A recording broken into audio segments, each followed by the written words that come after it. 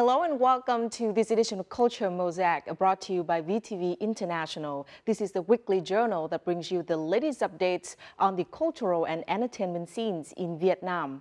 In this edition of Culture and Lifestyle, we embark on a journey to explore the captivating allure of Hanoi's coffee culture, delving into the story of a nearly century-old coffee shop nestled in the vibrant heart of the capital city. In our On the Mic, let's meet with the travel vlogger who has been to 174 countries and spread his love for Vietnam. Last but not least, have you ever experienced cải lương mixed with opera? Our French director would show you how in our Connecting Cultures. Hanoi's time-honored tradition of wood-roasted coffee endures. Unleashing the spirit of adventure, exploring the uncharted with a Vietnamese vlogger. French director fuses cải lương and opera on stage.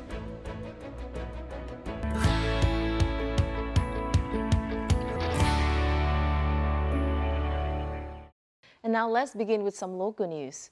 To commemorate the 50th anniversary of Vietnam-Japan diplomatic relations, an art exchange program themed Harmony was held on December the 1st at Hoàn Kiếm Lake Theater in Hanoi. The event was graced by the presence of Deputy Prime Minister Trần Lưu Quang. Harmony truly encapsulated the cultural similarities, connections, and the creative spirit of artists from both countries, transcending distances and differences. The art exchange provided a platform for artists to foster mutual understanding and celebrate the upgraded Vietnam-Japan relations, now known as the Comprehensive Strategic Partnership for Peace and Prosperity in Asia and the world.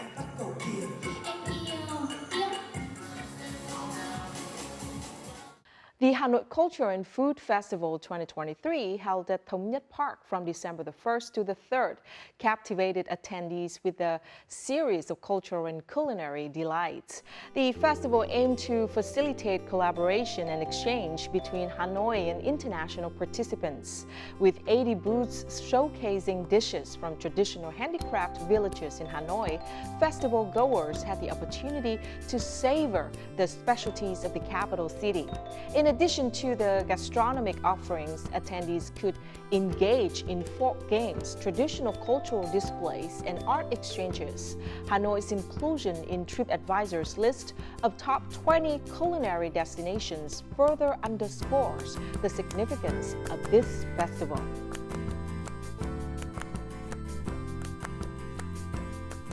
The 23rd Vietnam Film Festival wrapped up on November the 25th in Da Lat City, Lâm Đồng Province, amidst great acclaim. The festival featured the announcement of awards, including the esteemed Golden Lotus and Silver Lotus in various categories, along with 24 individual accolades. Notably, a new award for Best First Feature Film Director was introduced. The movie Glorious Ashes, directed by Bùi Thạc Chuyên, emerged as the biggest winner, securing 5 awards, including the Golden Lotus Award for Best Feature Film. With a record-breaking 177 film submissions, the festival showcased remarkable artistic progress, storytelling techniques, and production quality across different genres, including animations, documentaries, and science films. The Vietnam National Authority of Tourism, or VNAT, proudly announced that Vietnam has once again been bestowed with the prestigious title of World's Leading Heritage Destination 2023 by the World Travel Awards. This marks Vietnam's 4th consecutive win and further solidifies the country's appeal and potential, owing to its abundant natural resources and rich cultural heritage. Additionally, numerous destinations within Vietnam received accolades this year. Hanoi was recognized as the world's leading city break destination, Phú Quốc as the world's leading nature island destination, Mộc Châu as the world's leading regional nature destination, Hà Nam Province as the world's leading regional cultural destination, and Tam Đảo as the world's leading town destination. Hanoi has been honored by the World Travel Awards as the preeminent choice for short-term vacations, earning the title of World's Leading City Destination for Short-Term Getaways in 2023. This remarkable achievement marks the second consecutive year that Hanoi has secured this distinction, reaffirming the city's appeal and significance within the global tourism industry. Hanoi triumphed over notable contenders such as Sydney of Australia, Tokyo of Japan, Singapore, Hong Kong of China, and Lisbon of Portugal.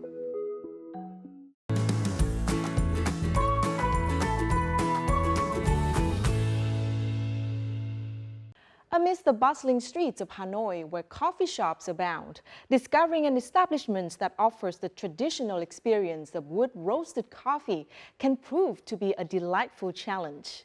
Embracing the art of preserving the rich, smoky essence, a local coffee shop diligently roasts batches of beans over crackling wood flames each day. In this edition of Culture and Lifestyle, we embark on a journey to explore the captivating allure of Hanoi's coffee culture, delving into the story of a nearly century-old coffee shop nestled in the vibrant heart of the capital city. Nestled in the heart of Hanoi, this coffee shop is home to an object that whispers tales of tradition and family for over half a century, a wood-fired coffee roaster. Phiên bản đầu tiên của cái cối này ấy, thì được làm ông Thái thiết kế và sản xuất ra cách đây khoảng 40 năm. Sau 30-40 năm hoạt động liên tục thì nó đã nghỉ hưu rồi. Nó đang ở số nhà 27 Triệu Vương ở trong quán ấy. Còn mình làm lại cái cối mới này cách đây thì cũng không lâu lắm đâu, mới là 4-5 năm thôi. Thì nó làm lại y hệt nguyên gốc theo cái bản mà ông Thái đã làm. Rồi rang củi thì khi mà cái cối nó đóng kín, lửa củi bốc lên thì cái mùi khói nó sẽ ám ở bên trong hạt cà phê. Bây giờ ở Hà Nội thì rất ít rồi, gần như là chắc là chỉ còn mỗi ở nhà mình là rang với số lượng nhiều và còn giữ còn phải rang củi thôi. Cái khó nhất của cà phê rang củi là kiểm soát nhiệt độ. Nhiệt độ của củi thì mình sẽ phải dùng củi. Đấy, vấn đề của củi là khi mình thả vào thì nó sẽ không bốc lửa lên ngay mà sẽ mất một lúc sau nó mới lên lửa.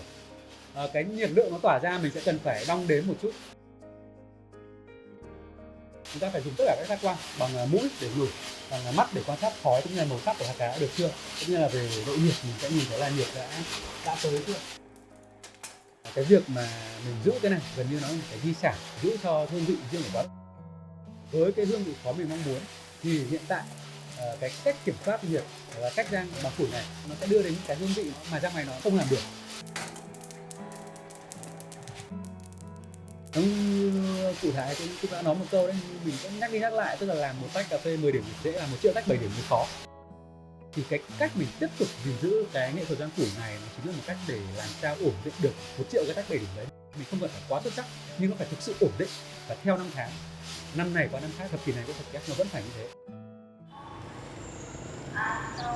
Throughout its nearly century-old history and 4 family generations, Thai coffee has become an integral part of Hanoi's coffee culture. Bắt đầu từ năm 1926 thì cụ của mình là cụ đến, nhưng hồi đấy thì chưa có quán giống như hiện tại bây giờ, là cụ vẫn dùng cái gánh hàng rong. Thế đến khi mà cụ dừng lại ở ngôi nhà số 27 Triệu Vương thì nó rơi vào khoảng đầu năm 40. Cái nhìn phát triển của cái Thái nó đi lên rất là đều đặn, cho đến khi mà quán quá đông thì mọi người ngồi chán ra vỉa hè. Đầu tiên là ví dụ 2 cái cây ở phía trước cửa sẽ hồi xưa là xây bục xi măng xung quanh, mọi người sẽ không ngồi lên cây đâu mà ngồi cái ghế nhựa và xung quanh đặt cái tách cà phê lên trên cái bục để cây đấy. Có thể ở phía ngoài nó không tiện nghi bằng ở trong nhà, ghế nó không êm bằng trong nhà, có ánh sáng âm nhạc không, nhưng mà họ vẫn thích, họ vẫn muốn ra đấy để hít khí trời, để họ cảm nhận cái thời tiết ở ngoài vỉa hè đấy. Là cái sức sống của cái văn hóa cà phê vỉa hè nó rất là dai dẳng, nó là một phần ở trong cái tâm hồn của con người Hà Nội. Nhiều nơi khác hay nói đùa là nhà tôi làm nghề gia truyền, tôi đời thứ 3, thì Thái thì đã là nghề gia truyền đời thứ 4 rồi. Mà điều có tự hào hơn nữa đấy là Thái còn có những thế hệ khách hàng tiếp nối nhau, có những gia đình đã 3 thế hệ liên tiếp uống cà phê tại quán. Tôi uống cà phê ở quán này khoảng độ 30 năm rồi. Từ ngày tôi còn làm việc ấy thì uống sớm hơn những cái thời gian như này. Đến bây giờ là về hưu lâu rồi. thì vẫn cứ nhớ cái quán này và vẫn đến uống cà phê thường xuyên hàng ngày. Cái quan trọng nhất là cái chất lượng cà phê người ta giữ được rất đều. Cái vị cà phê này người ta hay gọi là cà phê mộc. Mộc nó là nó mộc mạc, có một hương vị đặc biệt riêng của cái quán cà phê Thái. Ngồi giao lưu chuyện trò và sau đó thưởng thức ly cà phê mà mình cảm giác là cũng rất hợp và rất ngon. Mỗi tuần đây phải 3-4 buổi. Bắt đầu sinh viên thì 20 mấy năm rồi thì mọi người vẫn hay gặp nhau trò chuyện, rất nhiều ngành nghề khác nhau, lứa tuổi khác nhau, công việc nói chung là sở thích cũng khác nhau, nhưng mà gặp nhau điểm chung là đến đây là buổi sáng để ngồi uống cà phê. Ngồi đây chính là vì những người bạn vong niên khác tuổi. Những người khách đã quen ở đây, họ vẫn ngồi cái quen thuộc, vẫn cái tách cà phê quen thuộc, vẫn cái hương vị quen thuộc, tổng hòa những cái đó thì chính là cái thứ mà khách hàng ở đến cái này sẽ giữ lại được trong ký ức của mình. Đấy chính là cái giá trị mà Thái luôn cố gắng để bảo tồn và gìn giữ. Sài Gòn đâu? Come to Hanoi and drink condensed milk coffee. Hanoi is here, just like the messages that Thai coffee sends to each customer. The unique coffee culture of Hanoi will continue to thrive in every cup of its traditional wood roasted coffee.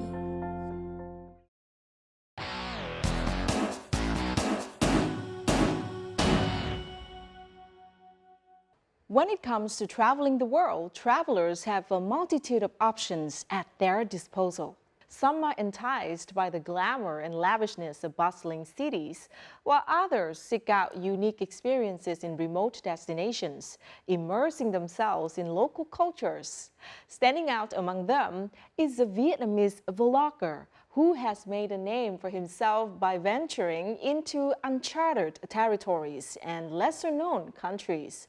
With a passion for cultural immersion, he has not only delved into the traditions of numerous lands, but also proudly represented Vietnam during his extensive travels to over 174 countries and territories. If you are intrigued by this intrepid vlogger and his global adventures, our engaging conversation with him in our On The Mic segment this week will surely captivate your curiosity. Xin chào tất cả các bạn từ Cộng hòa Trung Phi. Xin chào các bạn từ thành phố Bukavu của đất nước Cộng hòa Dân chủ Congo. Xin chào các bạn. Đằng sau mình là biển Đại Tây Dương, vẫn là thủ đô Kiev của Ukraine. Xin chào tất cả các bạn. Not only making an impression with the name Lại Ngứa Chân or Itchy Feet, Noah Nguyễn YouTube channel has amassed over 630,000 subscribers with these unique and captivating stories presented in a simple, rustic style.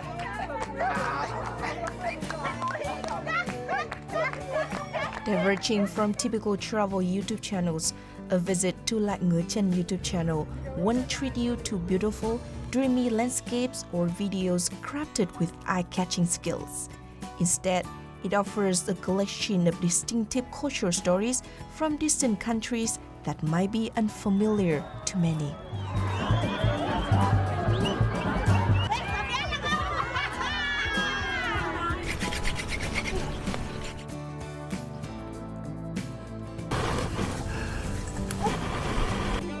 Mình có lẽ là một người không thích bơi theo cái dòng chảy đại chúng, muốn tìm một cái lối đi riêng cho mình, muốn khám phá những cái điều độc đáo, những cái nơi mà ít người tới. Thực ra thì khi tới các vùng xa xôi như vậy thì mình cũng không còn lựa chọn nào khác là phải thuê một người hướng dẫn viên ở đó. Tại vì là đa số là những người dân ở những bộ lạc xa xôi ấy thì là họ chỉ nói cái tiếng của họ thôi. Những người mà họ rất ít khi nhìn người nước ngoài hoặc là họ chưa bao giờ nhìn người nước ngoài thì việc bạn tự tiện đến cái làng bản của họ là một cái điều rất là cấm kỵ và họ sẽ coi đó là một sự xâm phạm lãnh thổ của họ.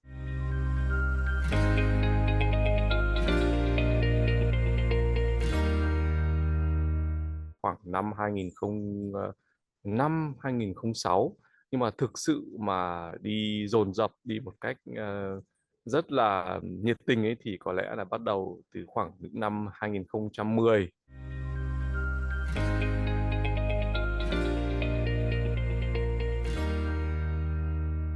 Ngoài tiếng Việt là tiếng mẹ đẻ ra thì là mình còn nói được tiếng Anh, tiếng Nga, tiếng Đức, giao tiếp về tiếng Pháp, tiếng Trung Quốc và tiếng Ba Lan.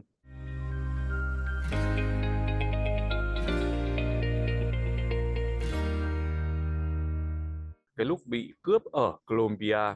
Lúc đó là mình đối mặt với hai tên cướp có cầm dao và chỉ trực cầm để đâm vào mình để cướp những cái đồ tư trang, máy ảnh rồi là túi xách nữa kia, ba lô.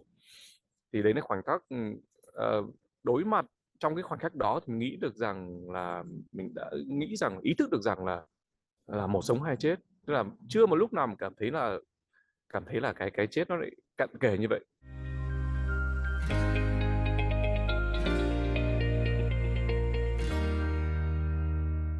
Chú ý hơn, mình sẽ cảnh giác hơn, tại vì mình không để một cái trải nghiệm xấu đó làm ảnh hưởng đến hình ảnh của quốc gia đó. Tại vì mỗi quốc gia sẽ có nhiều khía cạnh khác nhau, có người xấu, người tốt.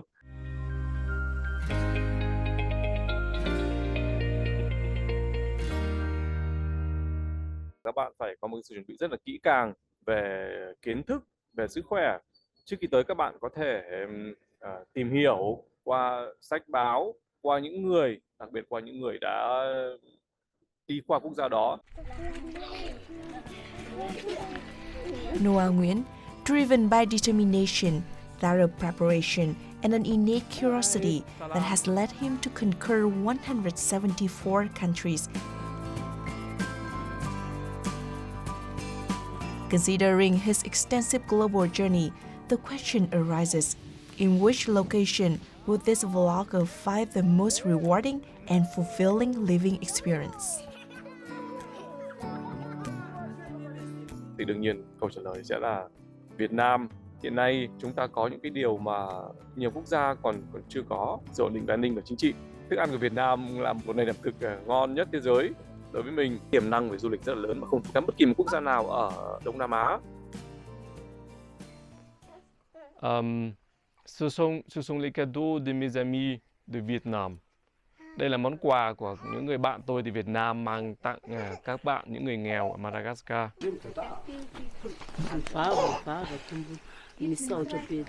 In his quest to conquer the world, Noah Nguyễn not only immerses himself in the diverse cultures of various countries, but also consistently strives to amplify the image of Vietnam. Sometimes he acts as the representative for his Vietnamese peers to contribute funds to aid underprivileged individuals in Madagascar, or occasionally spreads moments of joy by distributing candies to children in Burundi, a nation recognized by the IMF as the world's poorest.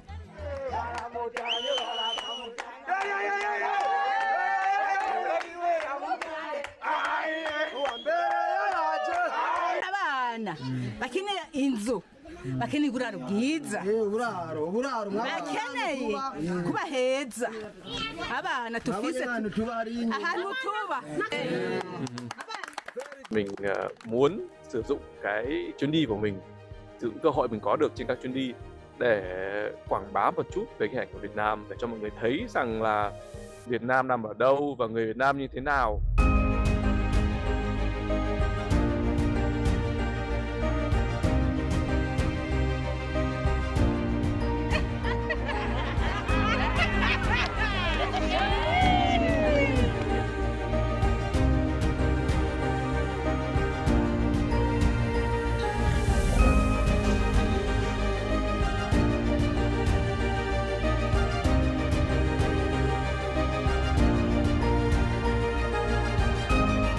I know that it has a lot of beautiful places, and also Hanoi, the capital. Good food. We have good Vietnam food. About Vietnam, I love Vietnam. I feel it's really beautiful country. I've seen a lot of videos. I wish I can visit it one day. I'm good. Thank you, Vietnam. Good people. Salam la Vietnam, hamu Vietnam.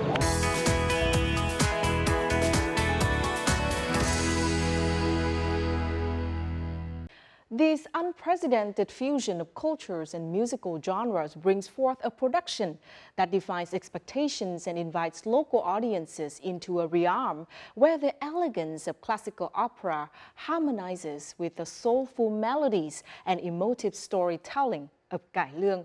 Join us as we embark on this extraordinary musical odyssey where East meets West and Vietnam's thousands of years of history are delicately and poetically recreated through the perspective of a French director. In the third act of the 3-hour opera, the dialogue between Kai Luong and opera lasted nearly half an hour. The opera transports audiences back to 1907, when King Ton Tai was forced to abdicate under French pressure. His son Vinh San, only 8 years old at the time, became his successor.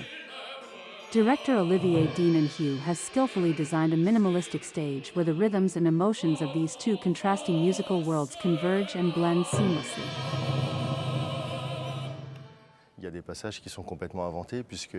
There are certain segments that I had to adapt, as we do not have access to all the historical sources.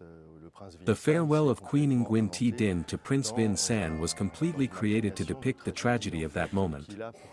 It has a strong European style, but it is harmonized by the inclusion of traditional music, specifically Kai Luong, which is used in this historical scene. The opera opens with Antonin, a 15-year-old French boy, hearing his grandfather's voice for the first time. This voice is unfamiliar, coming from a forgotten country, Vietnam. Intrigued, Antonin turns to his grandmother Rosalind and asks her questions about his roots and the country where she was born. In response, Rosalind recounts legends, historical stories, and thousands of years of cultural values of Vietnam. For this opera, I need to select historical elements related to France and colonial history in a careful manner. It is crucial to delve into Vietnam's rich history, spanning thousands of years. During my exploration, I have come across legends, ancient stories, poetry, and the vibrant Vietnamese Kai Luong art, which serves as a significant source of inspiration for this opera. The opera was written and staged in Ho Chi Minh City over a period of 2 years. During the creation of the play, the director employed a style that combines visuals, choreography, dialogue, and music. French conductor Benjamin Adahir supervised the music production for over a month. And my idea was to put also in my music the musician to have these colors of the Vietnamese music. And Kai Luong is from the south, so for us it was like an immersion to know this language and also to try to integrate in our Occidental music. The opera, Paysage d'un l'Oubli, is performed in 3 languages, English, French, and Vietnamese. Despite the limited practice time, the artists did not encounter significant language issues. Thì trong vở diễn này có người Pháp, rồi một chị của Hàn Quốc, còn lại thì là người của Việt Nam. Và chúng tôi có những cái buổi tập luyện với nhau rất là ăn ý và hết sức là hỗ trợ nhau. Trong cái vở diễn này thì tôi bắt buộc phải học 4 câu thoại tiếng Pháp. Tôi được sự hỗ trợ và sự chỉ dạy của chính đạo diễn cũng như là các nghệ sĩ Pháp. We all worked very carefully with the director on the Vietnamese art forms that appear in this play, not only Kai Luong but also traditional Vietnamese musical instruments. Through this, we gained more knowledge about Vietnam's history so that we could absorb the content of the story we are conveying. Local audiences felt a sense of pride when they first heard the French artist singing opera lyrics from Lý Thuong Kiet's poem, Nam Quoc Sun Ha, Mountains and Rivers of the Southern Country. The combination of opera scenes with the smooth melodies of Kai Luong moved them to tears, and they were touched by the irony of fate and the patriotism of King Ton Tai and King Duy Tan. The wholehearted performances of artists from both countries evoked strange yet familiar emotions, different yet appropriate, ultimately touching the hearts of the audience. Tôi cảm thấy là đây là một sự kết hợp thật sự là đã nâng tầm những cái nét tinh hoa của Việt Nam, và cá nhân tôi là một người trẻ thì tôi cảm thấy hết sức tự hào với những sự đóng góp của các diễn viên cũng như là sự kết hợp giữa hai nền văn hóa là Việt Nam và Pháp. Em cảm thấy rất là bồi hồi và xúc động khi mà văn hóa Việt Nam và nhạc cụ dân tộc Việt Nam và văn hóa opera của Pháp được kết hợp cách nhuần nhuyễn như vậy ở trên sân khấu ngày hôm nay ạ. In search of lost memories, the main character of the opera embarks on a journey spanning hundreds of years. Through this journey, he learns about historical events, cultural values, and discovers the value of his origin. Paysage d'un l'Oubli is a lyrical historical painting that explores the relationship between a 1,000-year-old Vietnamese civilization and France.